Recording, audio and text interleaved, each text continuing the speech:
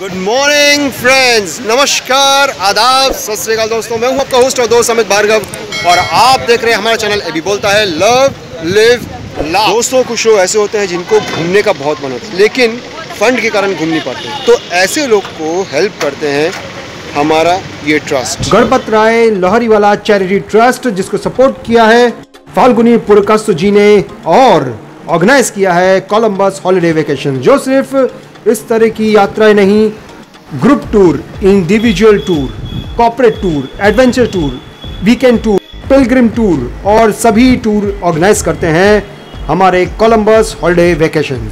चलिए दोस्तों, आज की यात्रा शुरू करते हैं ऊंट पे नहीं, बस में। तो हम लोग बस में बैठ गए हैं और बस चल रही है और ये ट्रैवलिंग कर रहे हैं आकाश भी।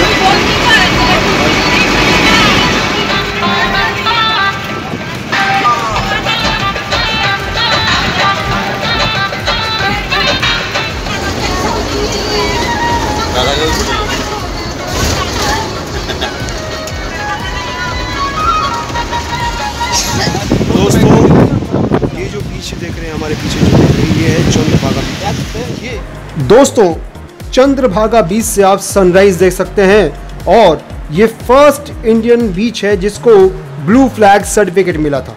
दोस्तों, ब्लू फ्लैग सर्टिफिकेट मतलब a tag given to environment friendly clean beaches. दोस्तों, पूर्व में चंद्रभागा को कृष्ण रोगी के लिए प्राकृतिक उपचार का स्थान माना जाता था। दोस्तों, थोड़ा टाइम चंद्रभागा बीच में बिताने के बाद हम चल दिए आगे और पहुंच गए एक रेस्टोरेंट में ब्रेकफास्ट के लिए। यहाँ पे हमने 26 हाउस वाइफ से बात की और जानी उनकी मन की बात। ब्रेकफास्ट के लिए और आज हम यहाँ पे शुरू करते हैं रैपिड फायर राउंड, जिसमें हम पूछेंगे कि आपको इस ट्रिप में क्या अच्छा लगा और सबकी राय जानेंगे। आपको ट्रिप में कैसा लगा? क्या मजा आया यहाँ पे? समुद्र में नहा के और भी नमकीन हो गई हो। एक बार गा दीजिए, आप गा दीजिए। नहीं, समुद्र में नहा के आप क्या गा रहे थे? अरे अरे, आप बताइए, आपको ट्रिप में क्या अच्छा लगा? मजे कर रहे हैं? बहुत मजे कर रहे हैं। आप बताइए क्या अच्छा लगा?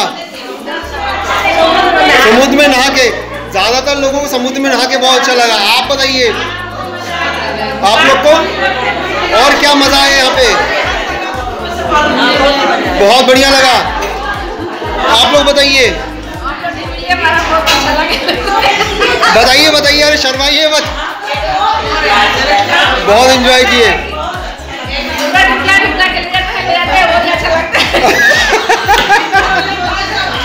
आप लोग बताइए, सब कुछ अच्छा लगा? मजे कर रहे हैं, मस्ती कर रहे हैं, लड़ाई झगड़ा भी कर रहे हैं? नहीं कर रहे हैं? वापस चलेंगे, वापस ट्रिप मारेंगे? हाँ चलिए, आप बताइए। मजा आ रहा है, मस्ती कर रहे हैं? अब आप लोग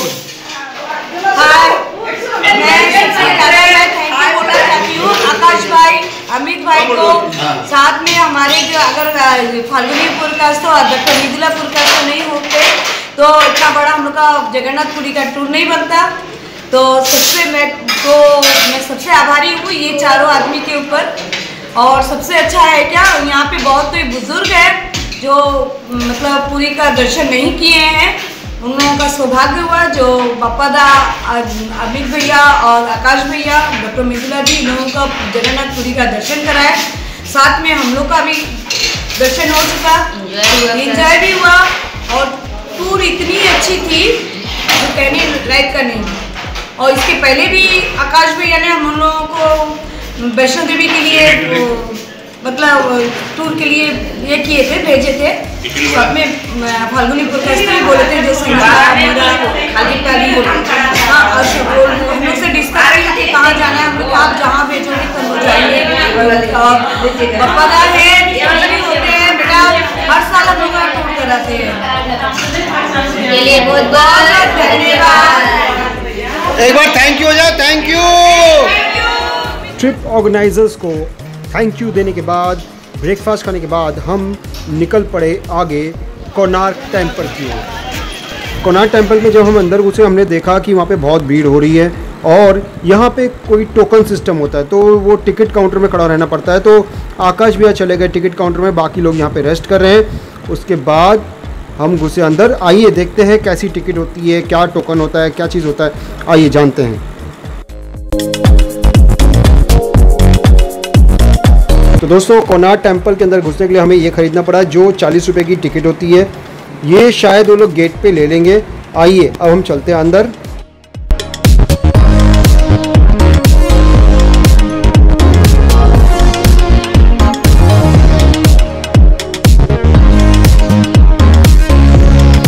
दोस्तों आप लोग का बहुत बहुत स्वागत है world heritage site Konark temple the sun temple में।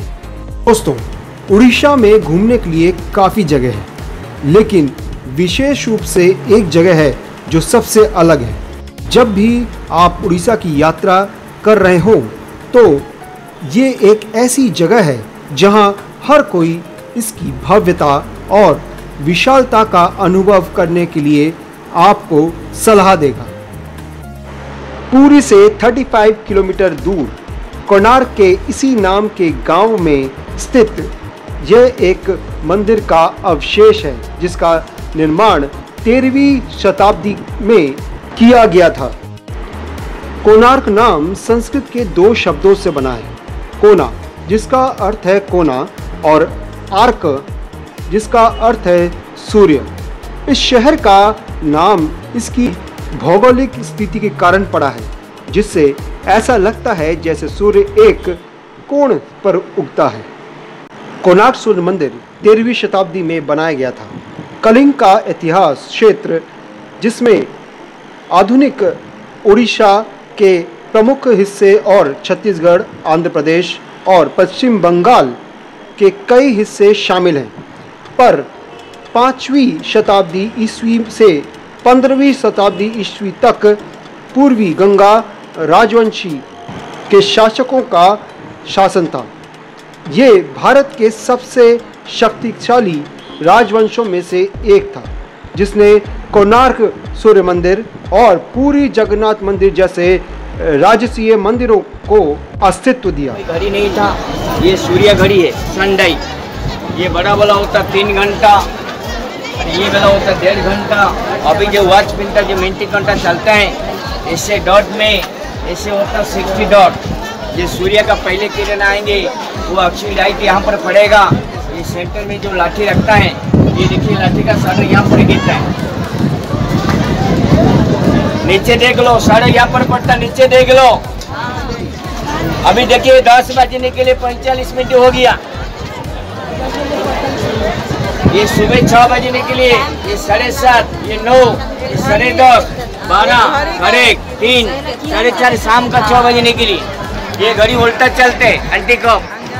कोणार्क मंदिर का निर्माण राजा नरसिंह देव प्रथम ने 1244 में सूर्य देव की पूजा के लिए किया था। कोणार्क को इसके निर्माण स्थल के लिए चुना गया था क्योंकि इससे विभिन्न प्राचीन ग्रंथों में सूर्य का पवित्र सीट के रूप में वर्णन किया गया है।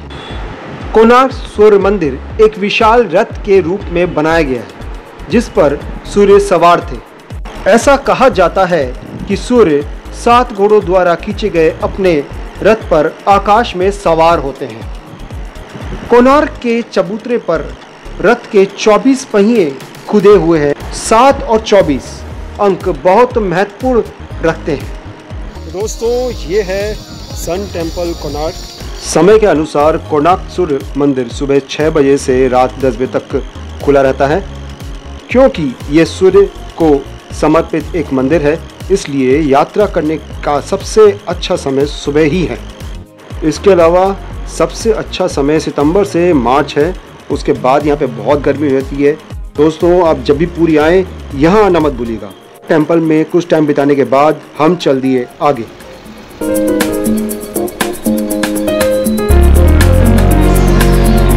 दोस्तों जैसा कि मैंने आपको बताया कि उड़ीसा में काफ़ी जगह घूमने के लिए, तो उनमें से एक है धौलीगिरी। तो दोस्तों यहाँ से हमें बस मिलेगी। हम क्योंकि अपनी पर्सनल बस से आए थे, लेकिन यहाँ से हमें उनकी जो प्राइवेट बस है जो हमें धौलीगिरी लेके जाएगी वो यहाँ से मिलेगी। तो हमें कुछ दिन यहाँ पे वेट करना पड़ेगा। जब हमारा नंबर आएगा, यहाँ पे टिकट काटनी पड़ती है, 12 रुपये की पर टिकट होती है, जिसमें आने जाना दोनों इंक्लूड रहता है। तो हम लोग हैं 26, 27, 28 लोग। तो यहाँ से हम लोग को बस मिलेगी, तो वी हैव टू वेट, और बस आते ही हम लोग चढ़ जाएंगे। देख सकते हैं ये है 26 हाउसवाइफ।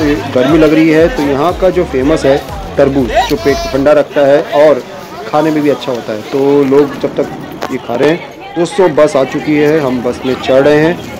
इसके बाद हम जाएंगे धौली।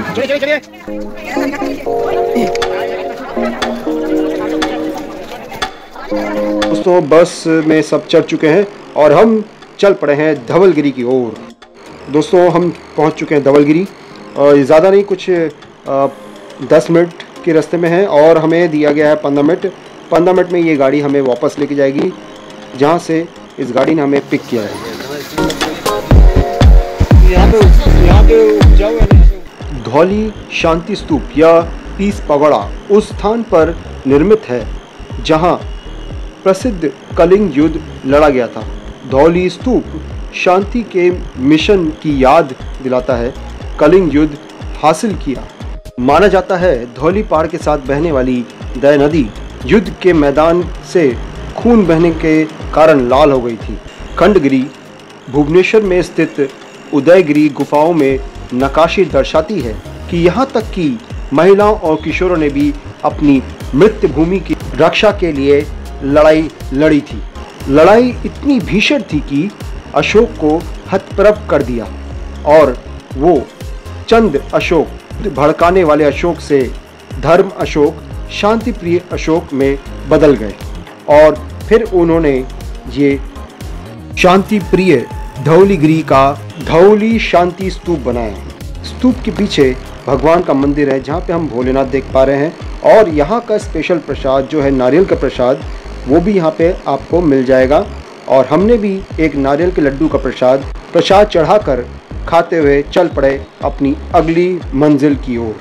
और हमारी अगली मंजिल थी वर्ल्ड फेमस लिंगराज टेम्पल। आ गए हैं, आइए अंदर प्रवेश करते हैं। लिंगराज टेम्पल 180 फीट की ऊंचाई पर स्थित भव्य मंदिर अपने अंगतुकों के बीच विस्मय और सम्मान को प्रभावित करता है। इसे 11वीं शताब्दी ईस्वी में निर्मित किया गया था।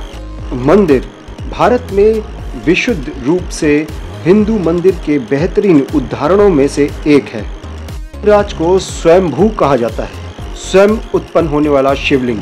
मंदिर का एक अन्य महत्वपूर्ण पहलू ये है कि ये ओडिशा के शैव और वैष्णव संप्रदायों के सम्मान का प्रतीक है। शिवलिंग को हरिहर के नाम से भी जाना जाता है। मंदिर गैर हिंदू के लिए सीमा से बाहर है।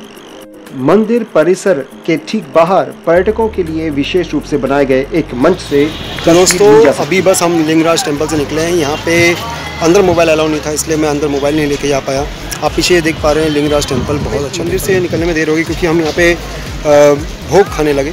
सबसे अच्छी बात है दर्शन करने के बाद हमें भोग मिल गया और मुझे एक स्पेशल प्रसाद मिला, मैं आपके साथ शेयर करूँगा। और हमें भोग में चावल खाए, दाल खाई और खिचड़ी खाई, मिक्स वेज जो होती है भगवान लोग की वो खाई। दोस्तों वाकई बहुत अच्छा था। आप भुवनेश्वर आइए और इस लिंगराज मंदिर का दर्शन कीजिए, बहुत ही अच्छा है, बहुत ही अच्छा है। Thank you so much. आगे चलते हैं। दोस्तों लिंगराज के अद्भुत दर्शन करने के बाद और भोग खाने के बाद हम पहुंच गए भुवनेश्वर मेन सिटी, जहां से हमारा स्टेशन बहुत पास था। और उसके पहले जाना था हमें एक जगह जो था बहुत ही सुंदर मंदिर, राम मंदिर। दोस्तों ये है राम मंदिर भुवनेश्वर का। आइए अंदर चल के देखते हैं।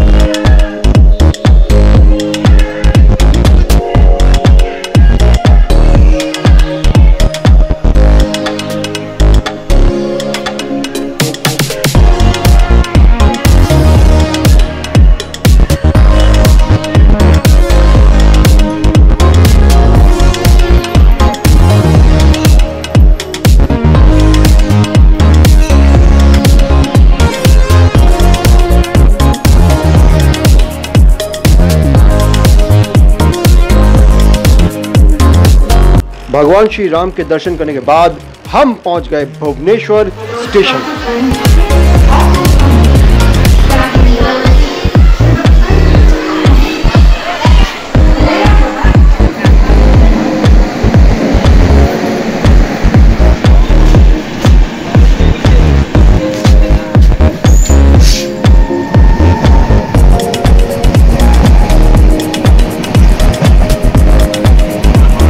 दोस्तों बात करते हैं इस ट्रिप के असली होस्ट आकाश भार्गव जी से। मैं आकाश भार्गव थैंक्स देना चाहता हूँ गणपत राय लोहरीवाला चैरिटेबल ट्रस्ट को, जिन्होंने हमें यह मौका दिया, अपॉर्चुनिटी दी कि हम ये जो गरीब लोग घर के हैं जिनको घूमने का मौका नहीं मिलता, उनको ये सेवा कर सके और तीर्थ करा सके। ऐसा लगा ही नहीं कि हम लोग कोई अलग अपनी फैमिली को नहीं लेके आए हैं। ये जितनी महिलाएं थी कोऑर्डिनेट किया, इनकी जो कोऑर्डिनेटर भी थी उन्होंने बहुत सपोर्ट किया है और फाल्गुनी सर हर साल हमें ये मौका देते हैं इस तरह से ये चीज़ करने का, इनको सर्व करने का, ऐसी महिला हो या ग्रुप हो, तो उसके लिए बहुत बहुत धन्यवाद and thanks to Falguni sir. ये भी बोलता है लव लिव लव, और इसको सब्सक्राइब करिए आप। एबी का चैनल सब्सक्राइब करिए, रेडी एबी का channel like share and subscribe जरूर करिए। Take care, bye. तो दोस्तों हंसते मुस्कुराते गुनगुनाते और मस्ती करते ये थी हमारी 26 हाउसवाइफ्स की जगन्नाथ यात्रा। आप देखते रहिए एबी बोलता है love live love.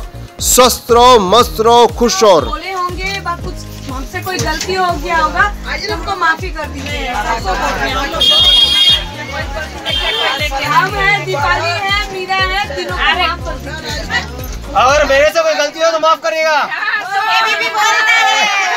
Take care, bye bye.